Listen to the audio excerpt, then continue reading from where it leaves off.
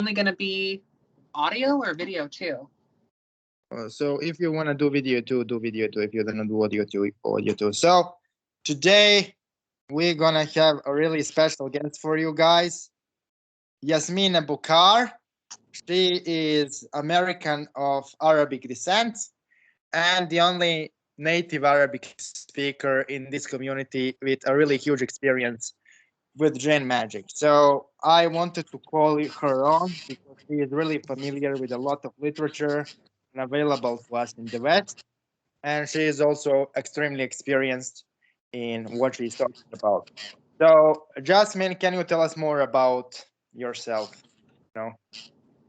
Yeah. So I don't know. Anytime anyone ever asks me to talk about myself, I suddenly don't know like where to start. But like I currently reside in the Midwest of the United States. That's where I live. And so there's that. And I'm a practicing witch and a YouTuber. I have a channel here on YouTube. You can find me at Jasmyne Ambrosia, Jasmyne, which you pronounce that very well, by the way, because I kind of say Jasmine, but it's Yasmina, but it doesn't really matter. I don't care what you call me. You Yasmina, call me. yeah, we have Yeah. that name in Bosnia too. Yeah. So, Yasmina, thank you for coming on the show. Yeah, thank you for having me. And you can call me Jasmine, Yasmina, Jazz, Jazzy. It doesn't really matter. But yeah, I make content here on YouTube. Some of that content is set here based, which I think we're going to talk about on the stream. I make different types of content: folklore, paganism, left hand path, Arabian conjure, Sakir, all those things. So my first language is English. And my second language, would be Arabic. And, I'm not super literate when it comes to reading and writing, but speaking, yes.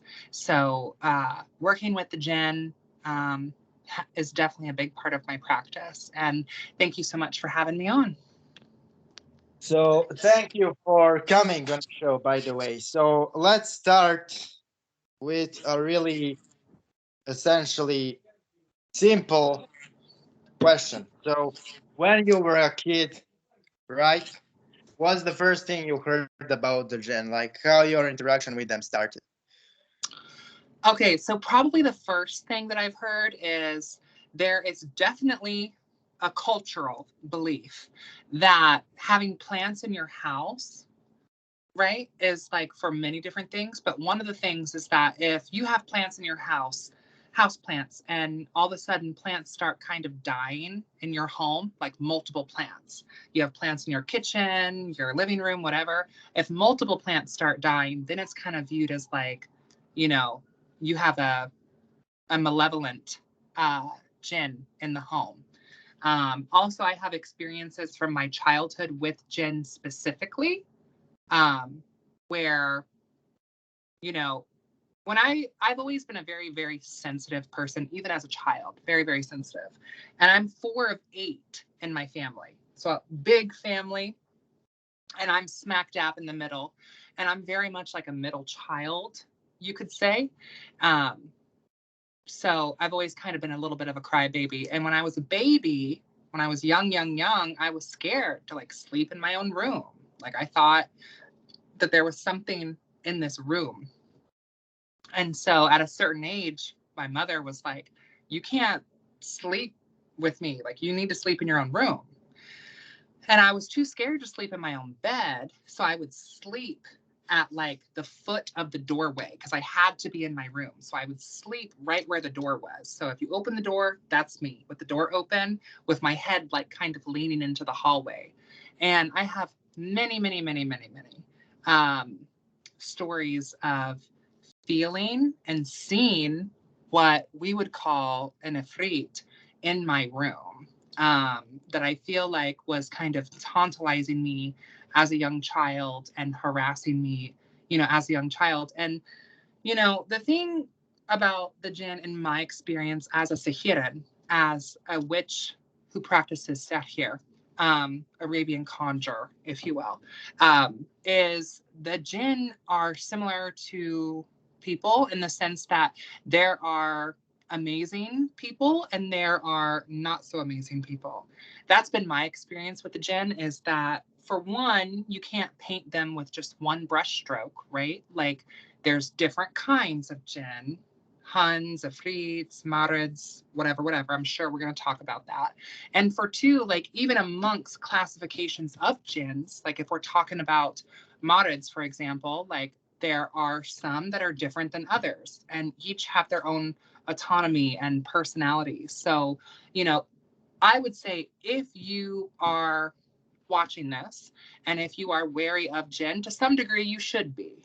But also, too, don't let that prevent you from exploring this, because they're not all bad.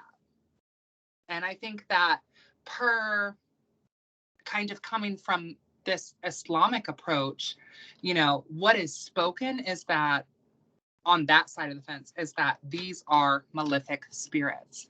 And then, of course, on the occult side, it's kind of 50-50. Like there's a view that some of them, yes, are malefic or malevolent, and then some of them are not necessarily.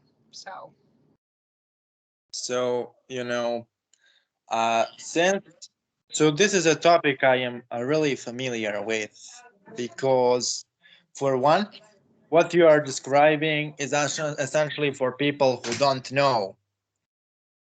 What she describes is that Jinn tend to terrorize people at night, and they usually appear in the corners of the room, sometimes really tangibly and really physically. And they create a lot of psychological trauma, emotional trauma, and they even make some physical signs.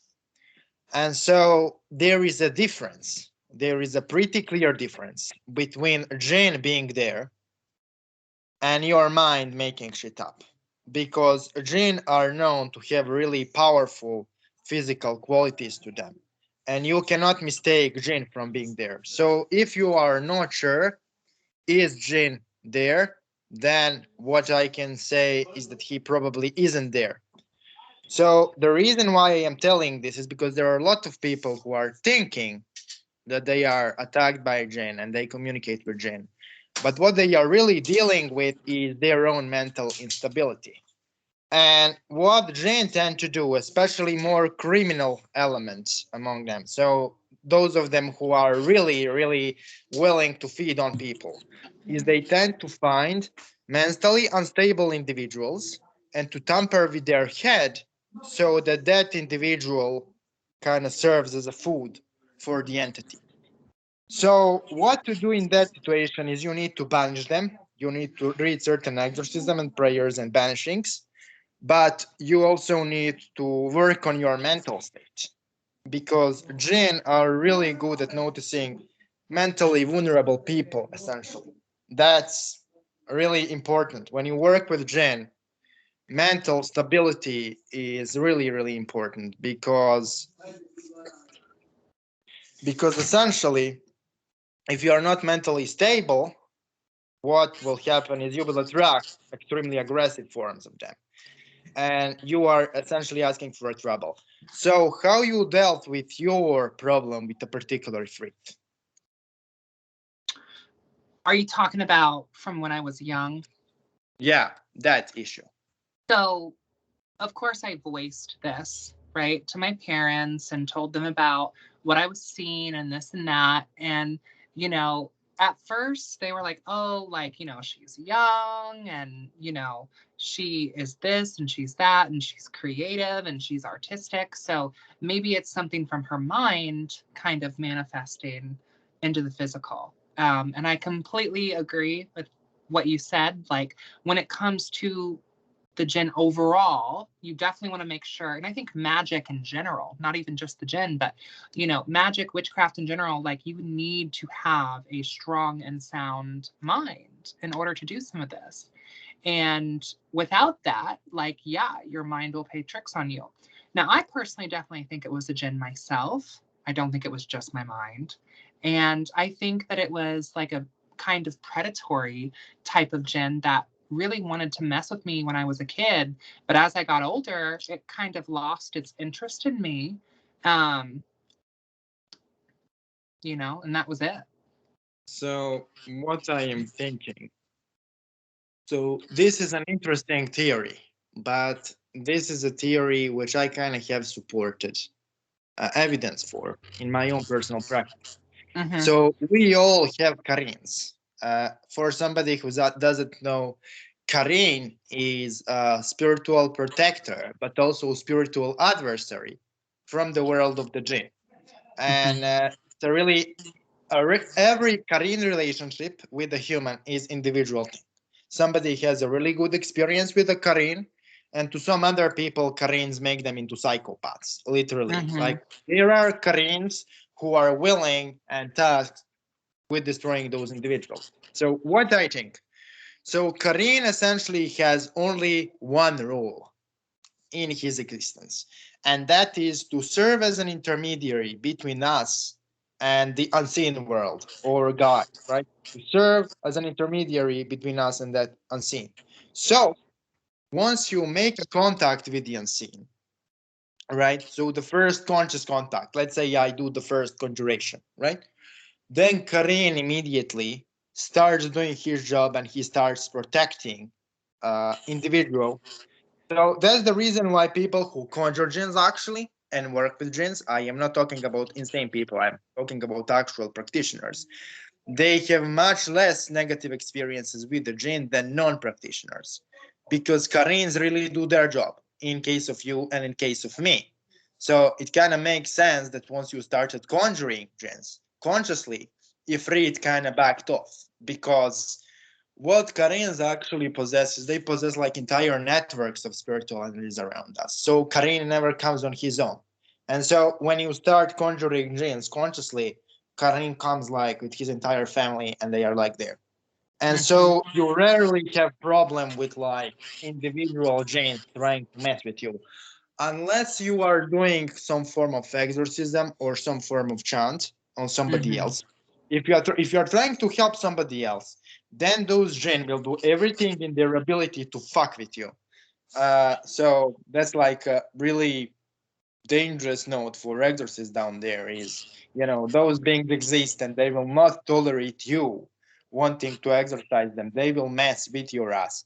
So did you had any experience with exorcism specifically or with banishing of the jinn?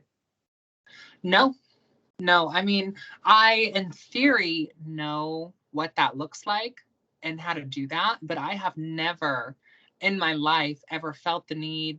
Like, I do not practice Solomonic magic, you know, like I've said before. So I have never had to, as of now, I have never had to banish a jinn of any variety.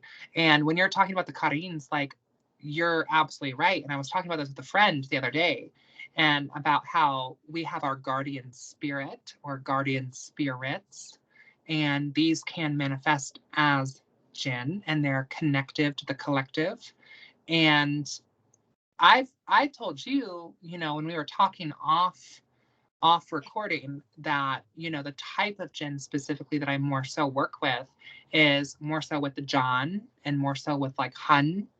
Those are the types that I find myself working with more than the Afrit. Not that I wouldn't be open to it, but this is what has come to me and what has come naturally to me. Yeah. So, but can you like, cause about John and the Khan, there is like a really small amount of information.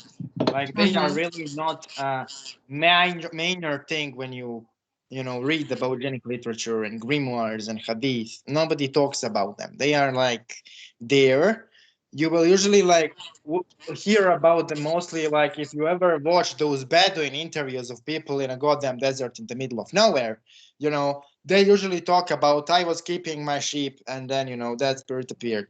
But what you can say about them, like a practitioner or somebody who knows them, who works with them, like, can you go into detail about those two genic specific races? So I feel like per the John and per the Hun, like we are essentially looking at Djinn okay, so first, Djinn, the word itself, obviously, is, spirits of smokeless fire, right? And so this is a umbrella term for many different varieties. And Hun and John are just a couple of the varieties, but typically Johns appear as black dogs, typically.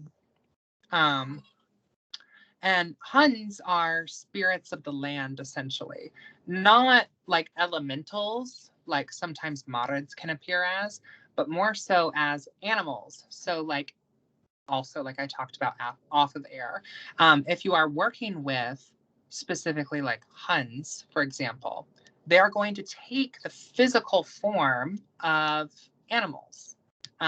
So where I live, it's a bit contrary to Arabia, right? Like I live in the Midwest of America. So the animals that Djinns might possess are going to be different than the animals that might be possessed in the Middle East. So I'm thinking more of like stray cats, stray dogs, squirrels, rabbits, animals that I find in my local area that can be worked with and possessed and communicated with through a Hun spirit, essentially, through a Hun Djinn. And then Johns are kind of like a subsect underneath this to a degree where they are specifically usually appearing as black dogs. Sometimes other black animals, but they're specifically always black. So, did that answer your question? Yes, you answered my question, and there are pretty interesting details, because when I worked with Djinns in a mountain area I am from, because I am obviously not French, my village where my family is from is actually high up in the mountains. And whenever I would like conjure the Djinn, especially really powerful ones, I would like see random dogs passing or something like that. And now I kind of know what it was. Because what Djinn tend to do is when you call a really powerful spirit, the Djinn of the local area tend to greet that powerful newcomer. If you call, for example, the King of Saturn, or if you call Paimon, for example, then the local Djinn will like greet him, that form of dogs. They will pay him respect. So you kind of told me what I was seeing back in the day when I was conjuring high up in the mountain. So that's a good observation. Thank you for it. But another question I have is essentially how to start working with Han and John. Okay, so for one, I think it's very, very important for you to, I personally think everyone should have an ancestor altar. Like, I think that is a great way to begin your way of connecting to spirits in general.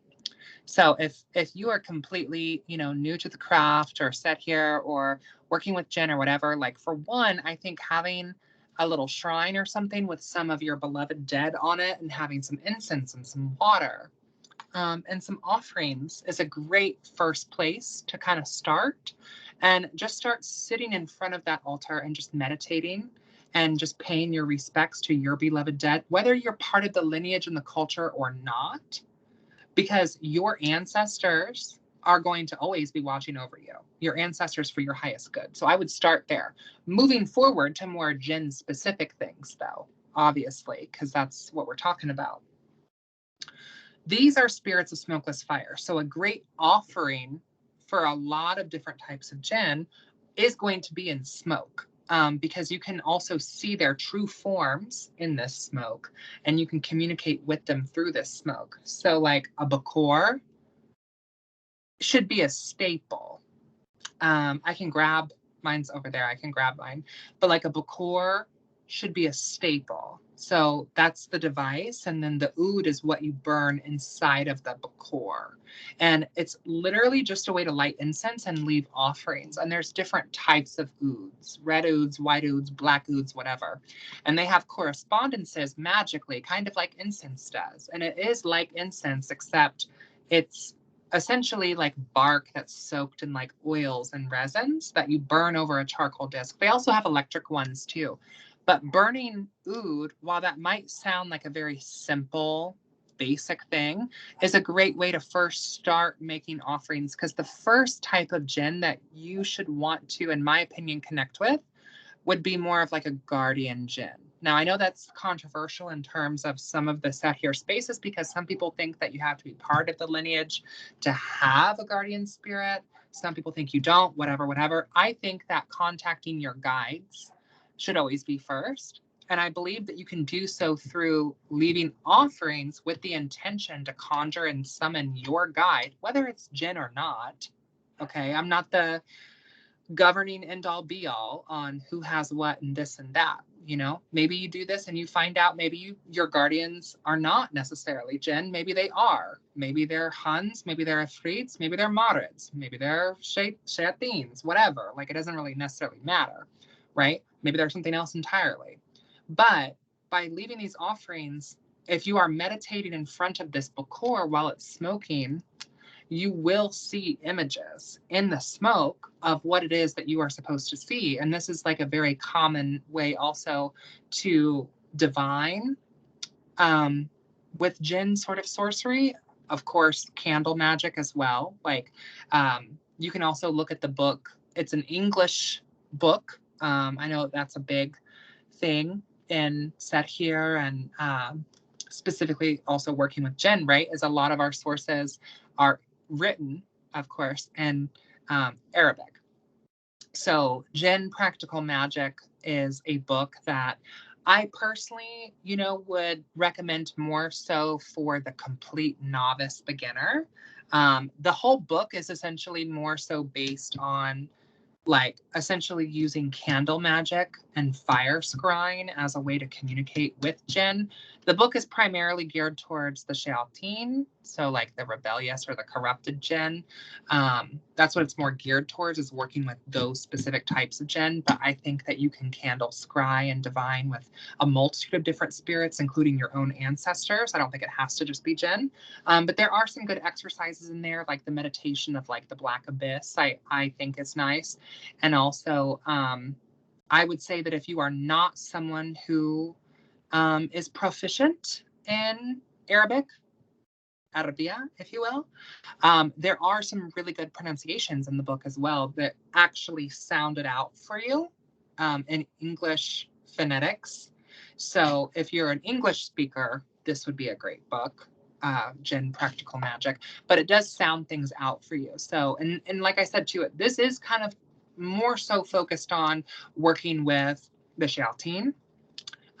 So it's working with some of this political hierarchy and their names and how to pronounce these names, because there is also a belief as well that, like, while you can speak to Djinn in any tongue that you speak, so whether your native tongue is Spanish or Japanese or Arabic or whatever, like, you can speak to the spirits in any tongue, but there is also a belief that the native tongue is going to be able to communicate most effectively. So there's that. And I think that the pronunciations in the book are a good asset for someone who is new to working with Djinn and also doesn't know a lot of Arabic. So I have like an interesting question for you, because a lot of people in the Muslim world, they don't tolerate ancestral worship, the worship of ancestors, because they believe that those ancestors are actually jinns who pretend to be ancestors. So what's your that? So, one, just so that we're clear, I am not a practicing Muslim. I have some of that in my background, but I am not religiously a practicing Muslim. Now, there are definitely some cultural and Islamic practices that I still have, that I keep with me. Like, I have a tashbih, I have a prayer mat, You know, I also veil, like I veil my hair. It's not a scarf, but this is not my hair. So my head is still covered. Like, so there are some practices that I still adhere to, but I don't consider myself a practicing Muslim. So I also don't think that you need to be a practicing Muslim, nor do you need to be a Solomonic magician in order to work with Jinn. And that's not the way that I work with Jinn. Like I've said before, I work with Jinn more as a Sahiran than as a Solomonic magician. And if you are a practicing Muslim, then you should be following the rules of your book. But those rules are not mine to follow. So worshiping my ancestors is no problem to me. And I don't see my ancestors as Jinn, especially as a medium. Like, I communicate with the dead that are not Jinn. Like, all of our beloved dead are not Jinn. So for me, it's no issue.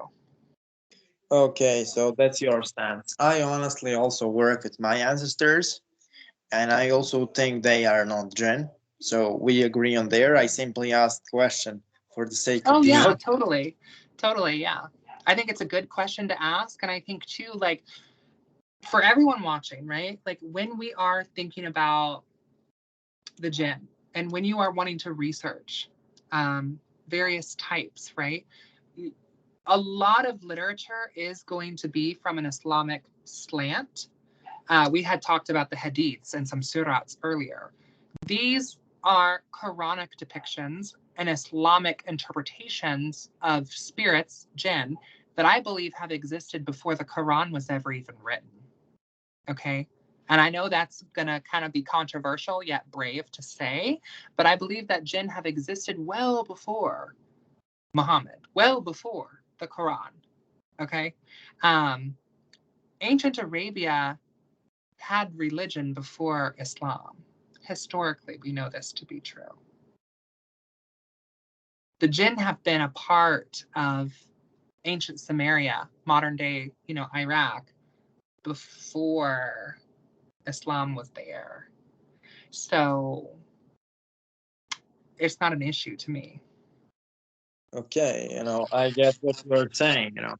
There is an interesting point that actually you had Kaaba in Mecca before Islam, and what they claim is that Kaaba is reconsecrated to Allah, but you also had a lot of Kaabas across Arabia, a lot of those black cubes, and it was actually a common practice in pre-Islamic Arabia. So Muhammad simply recontextualized that in a way when Of he course. received the revelation. There is a lot of interesting things there. But I have also another question. So because that's like a really interesting issue, because a lot of people are kind of heavily focused on Iblis today in those occult communities. And I think it's not necessarily smart to be focused only on Iblis. So what's your opinion on Iblis and on that entire card? Like, what specifically? So what's your opinion about work with him, about approaching him, about operating with the spirits under his banner? I think that a lot of the literature that you're going to find in English and a lot of the literature that is readily and accessible in the West, especially, is going to be about working with the shayateen. Like, you're not going to find a lot of reliable literature about any other types of spirits. I think a lot of this has to do with the fact that the shayateen have remained so relevant. Also because I believe that they influenced also the Ars Goetia. And so they live on through some of the Ars Goetia. I'm not saying that, like, it's all jinn, but I'm saying that they definitely influenced it. And so they've maintained their relevancy. While other types of jinn have kind of fallen out of popularity in the West because there's not a whole lot of literature. In terms of Iblis, to me, there's a lot of literature that you can find, especially a lot of course, Islamic literature that you're going to find. And he very much is typically kind of painted out as like a devil figure. So in a way, he is kind of known as like a king, if you will. Not that I think demons and Djinn are necessarily the same thing, but if you look at demons, how you have these hierarchies of like dukes, earls, kings, whatever, like Iblis is kind of this political figure, and he's a king. And so to me, if you want to work with the Shayateen, you want to maybe don't start off working directly, right? But you're gonna have to deal with him eventually if you're gonna be working with the Shayateen, because that is his government. That is his governing aspect. So you can't ignore him. I don't think you can ignore him. And I think that if you do ignore him, that would be seen as like offensive. So, I get what you are saying. But since we are not talking about Shayateen, I just wanted to ask you for an opinion so we can discuss other matters. Because honestly, I am sick of Iblis praise on the internet, because I actually work with him. And I know that it's not in a way people tend to describe, they either tend to describe him as a purely good guy or as a purely bad guy. And he is both. yeah, but my stance on him is that he is really self-centered. So you need to understand that he is self-centered, that he is not your daddy. You will get benefits from that, but there are also enormous amounts of risks because he is known to be ruthless in many of his aspects and forms. And that's why I called you to offer the perspective on other tribes of Jinn and other races and other types of spirits which are much, much different. So, can you essentially tell a little bit more about how to conjure the Jan and Khan? Well, one of like, you can start in your home and that's okay, but at some point you actually need to go out into nature. You need to go out into nature in a place where you're going to come across wildlife, because you're going to need that wildlife to kind of be possessed in a way by the spirits as a way for it to take its form.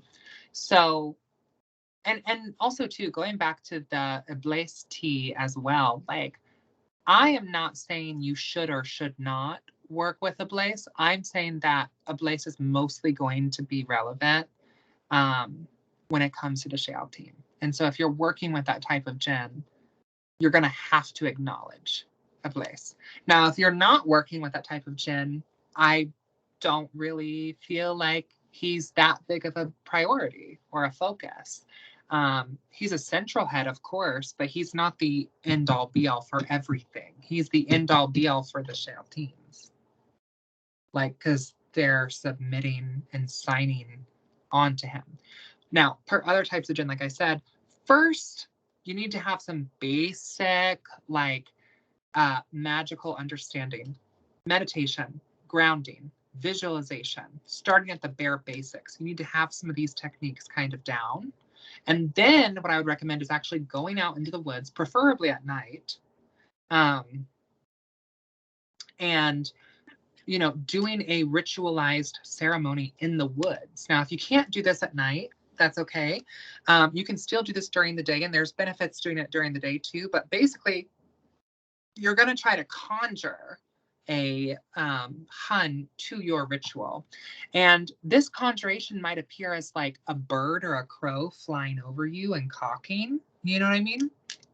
Or it might appear as that stray dog. Like when you were talking about how when you were doing some of your rituals in your village and you were seeing stray dogs, like I would personally take that as a Hun, personally. Okay. So what you are saying is it's kind of pretty easy to notice that they are here because they will literally guide animals to pass by. Yes. Oh. And the belief is that they will possess animals, right?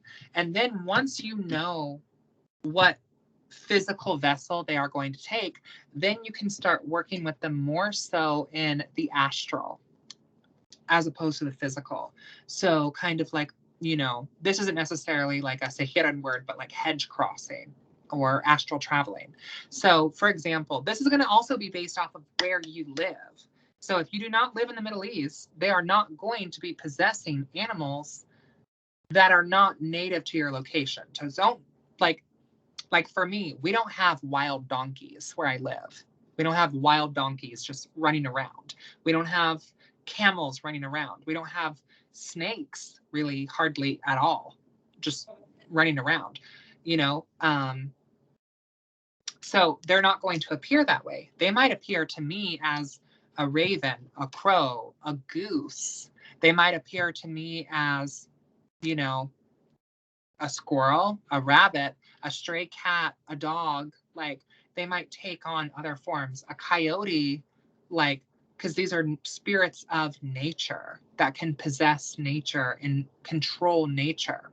So whatever form they take, then you're going to take that form kind of in your mind, and you're going to leave your offerings and say your prayers and your thank yous and whatever.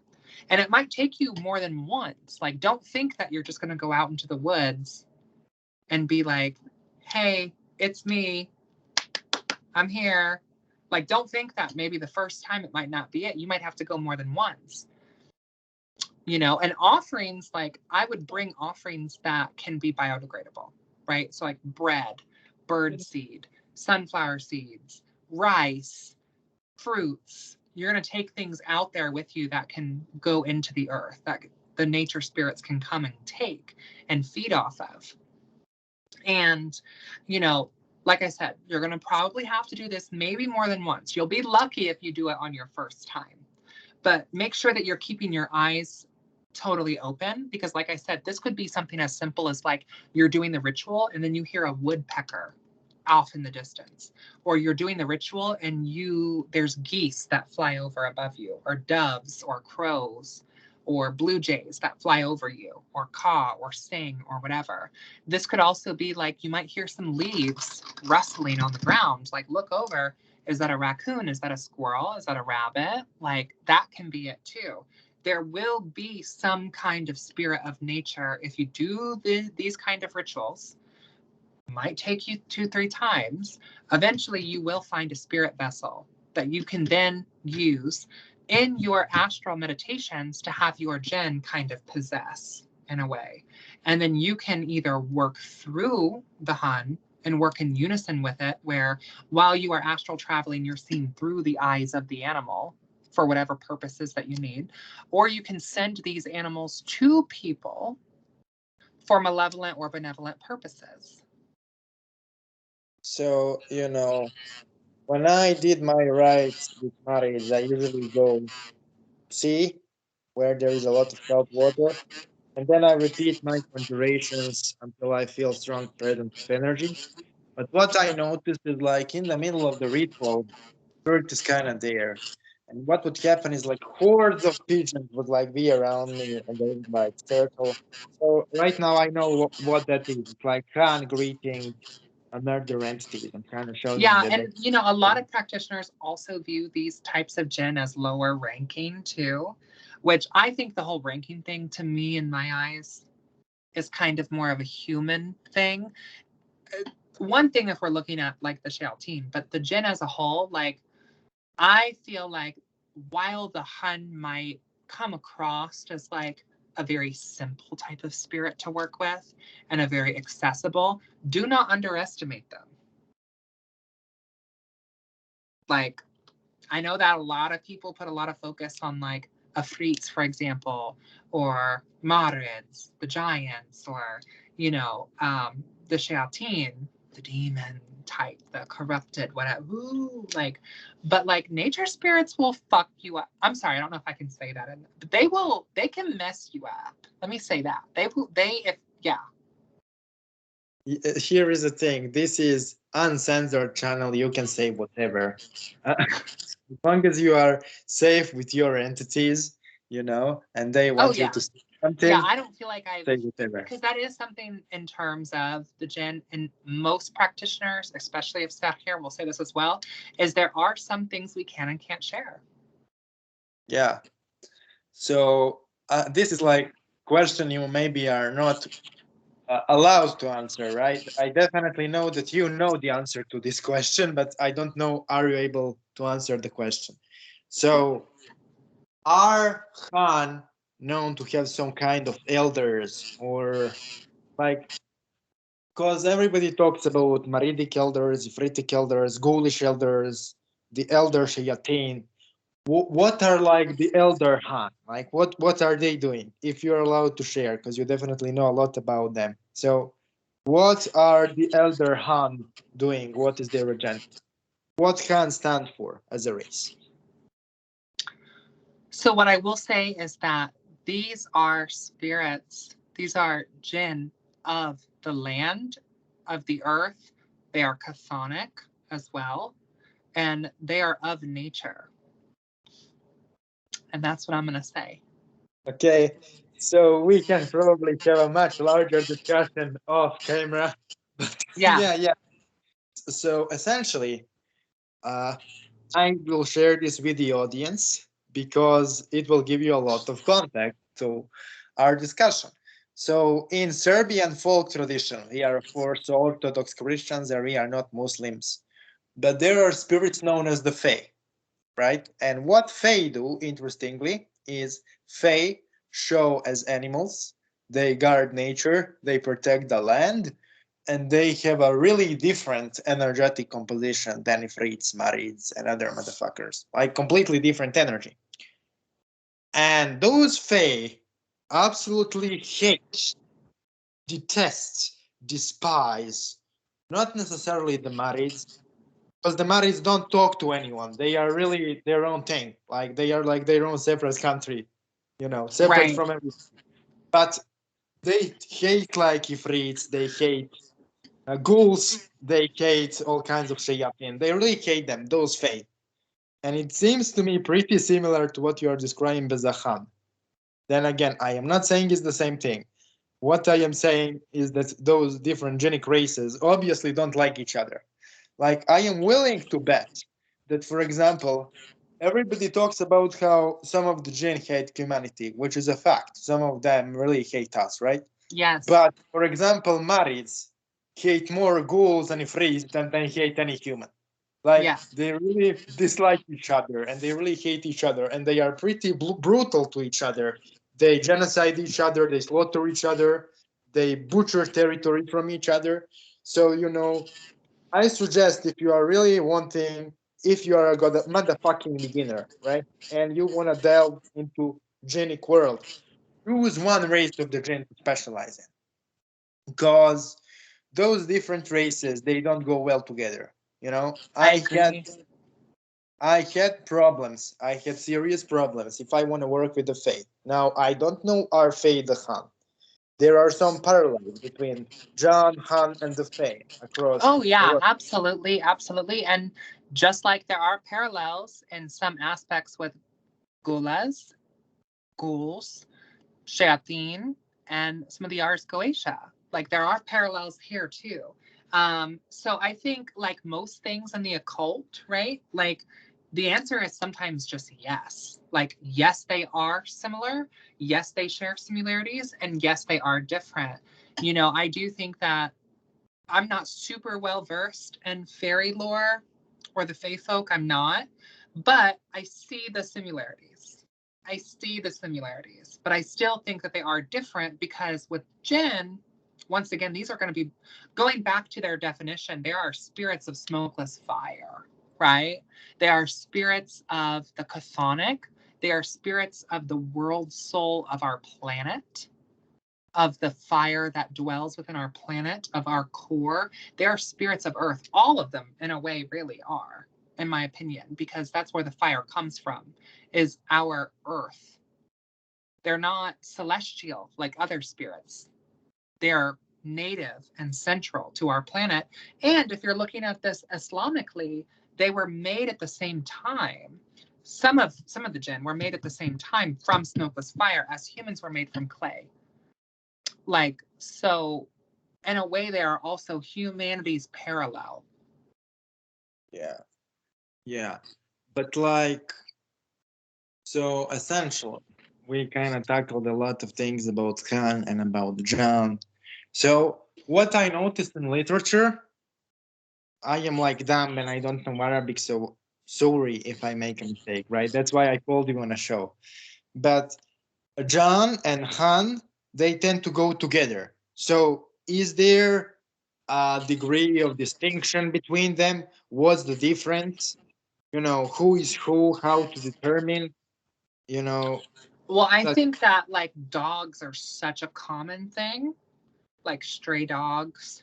Because if we're looking at some of these kitabs, Kitab al-Hakim, for example, or Kitab al-Miftah, for example. Kitab being book. That's what it means, a book. So kitabs are grimoires, are holy books, written typically by sages. Most of the most prominent ones are written by like sages, so male magicians.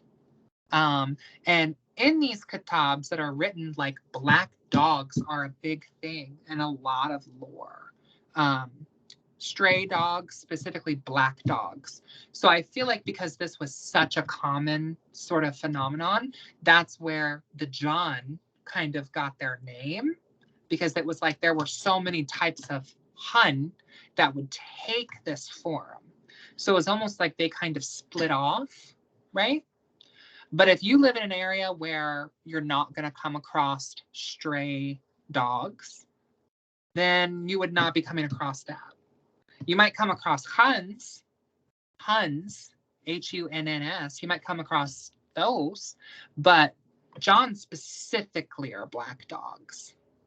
And here in the United States, I live in the Midwest. I live in Indiana, which southern part of my state, they call it the Little Smokies. So that is in correlation with the Appalachian Mountains or the Appalachian Mountains.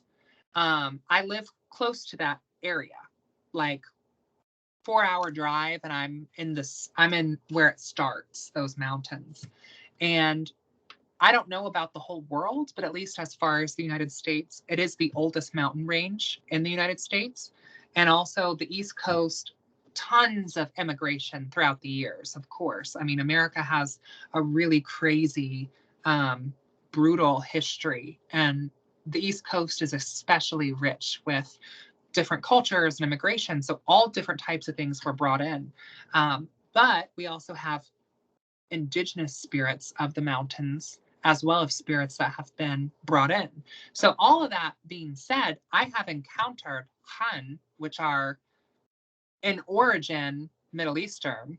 I have encountered that even in the Appalachian Mountains that most people consider to be, very backwoods, very hillbilly, very whatever. I have seen them and encountered them as well through ceremonial ritual, because they will take the form of animals that I've seen. Mountain lions, for example. where you see mountain lions? You need to answer me this question, Yeah, huh? Where you have seen mountain lions, In the mountains of Appalachia. Wow, cool. Yeah, like it's a thing, and you can hear them. Like, so every year, the coven that I am in, we go on this big retreat where everyone gets together and we go on this multiple day trip together, which we see each other throughout the year too. But this particular trip is special because there's a whole special thing that goes on. And it's also typically when we bring new blood into the coven. So it's a time of initiation and celebration, and all those things. Harvest time, it's a wonderful time. And we typically go to the Little Smokies. So I've told you where the Little Smokies are, right? So that's not technically full on Appalachia, but it's where the mountains start forming. So that's why it's called the Little Smokies. So not really big mountains. It's what we call hills and hollers here. Okay. So with that being said, like, yes, you can hear mountain lions from the cabin. You can hear them crying and screaming and mating in the woods at night. You can see, we've had owls, which I personally have believed, because I do work with the Hun, I believe them to be spirits of the Hun coming and kind of being like, you know what I mean, in terms of like some of our rituals and stuff. Because in our coven, it's like we all play different parts of it. And like I pay special attention to these aspects of like, what birds am I seeing? What ground spirits am I seeing? What insects? Because that's a big thing too. That's something that people don't always think about with the Hun, is they're always looking for animals that they miss the moth that flies right in front of their face. Or they miss the spider that's crawling on the tree branch in the middle of the ritual. Like, you got to really keep your eyes open, keep your mind open to it, because they are there and they will show themselves very willingly, typically. You know, at first you might have to start building it up, but once you start opening yourself up to that, it's going to be all around you all of the time. And it can be very intense. So don't think that just because like, oh, they're animals and nature spirits that, you know, like I said.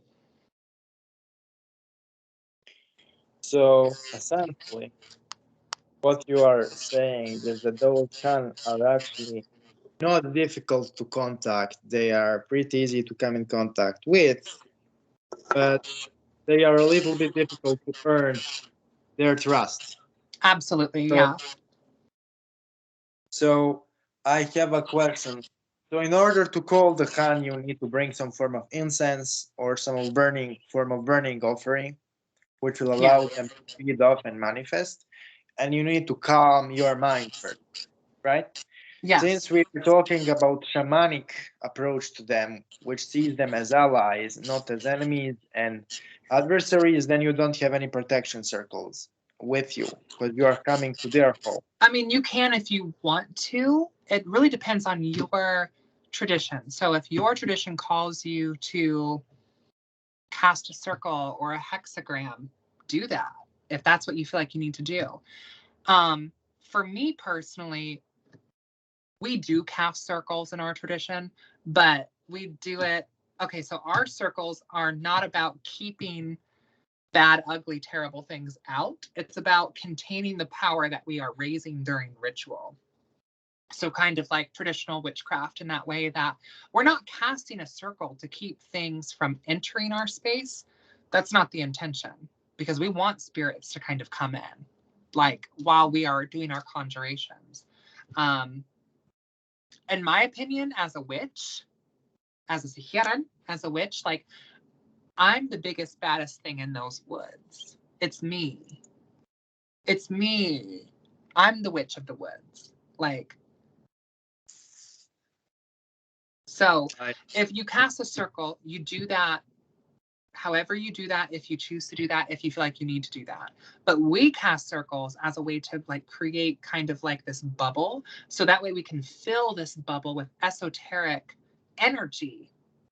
And then when we release the circle, all of that energy is then released through a spell. So I feel like there's no reason for me personally to cast a circle when I'm trying to conjure Huns, because I want them to come into the space. I'm not trying to keep them out, and I'm not really doing spell work. Spirit conjuration is separate than spell work in my eyes, in my tradition, and my understanding. Spirit conjuration is something separate. It's almost like taking divination, but placing it into a physical form. Because what spirit conjuration is, in my eyes, is we are manifesting something into the physical, taking something from the astral and placing it into the physical. And some people, before they even do their first ritual, already kind of start having visions or premonitions of Huns that they will see. If you are having constant dreams of crocodiles, for example, but yet let's say that you live like me, like I live in Indiana, I live in the Midwest, like we do not have crocodiles here. That doesn't change the fact that that could be a Hun still expressing itself to you in this astral way. And obviously you would pull cards to clarify this, or you would have someone pull cards to clarify and validate that, like, yes, this is happening. But yeah, and there's more to the ritual than just simply going out into the woods and lighting some incense and just looking around for animals out in the woods. Like, what you want to go also with an offering. So that could be rice. Rice is a really simple, easy. Most people have access to some rice, and it can be a handful of rice. It could be some seeds. It could be some water. It could literally just be water. Whatever, it could be fruit, bananas, oranges, plums, dates, whatever. Whatever kind of offering you bring, you just want it. What are you smirking at? So I am like, don't try to be angry at me for this sentence. But like, I kind of think, like, this is my personal opinion. So I know a lot of magicians. I know Arabic magicians. I know Serbian folk magicians. I know American magicians who kind of just started to practice. And in my experience, there are two forms of magic which are the most brutal and the most effective. So one form of magic is like if you really go deeply into the fae and they become physical and they start turning things around. And another is when you really come into the contact with one of the genital. So I think personally, because you are kind of what you're kind of trying to do, in my kind of opinion, is you're trying to kind of, discuss certain things which are also familiar to the Western audience. So you are kind of mixing things, right? But what you know as an Arab person and as a Jinn magic practitioner is, in my experience, 3 to 4 times more powerful than whatever people try to do these days. In the last 10 years. So what I will kind of say here is I have one last question regarding the procedure because you kind of Sure. explained everything.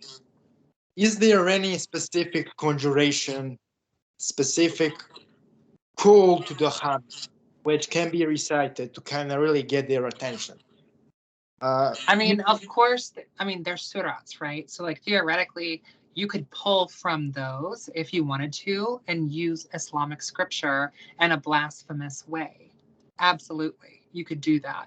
Um, you don't have to, though, either. And if you're not familiar with scripture, or if you're not an Arab speaker, like, you can say it in English if you want, or you can not say it at all. I find that most communication, when it comes to the Hun specifically, is more telepathic than anything. Like, these spirits that possess these animals, you can see a stray cat in your driveway, and by looking at it, it will communicate with you through your mind. You don't have to speak out loud to it, and you will hear a voice in your mind when looking at the animal. And that is the voice of the Hun telepathically communicating with you. And this is also something that's not even exclusive to said here. Like, this is also something found within traditional witchcraft. And the act of conjuring Jinn can be found all over the world. It's something that's very common also, especially in Indonesia, like, because there is also an Islamic population there as well. So I don't take any offense to what you say. This is definitely something that I think if someone is new to working with the Djinn, this can be a really good way to get started in a safe way. Okay. So, like, do you have any like crazy experiences with the Jinn to share? So I will also go with my crazy thing. I do. Like, I've had experiences with ghouls for sure, of course. I think the more you work with Jinn, the more you will start to notice them when they are around, and the more you will start to notice their different forms, I feel.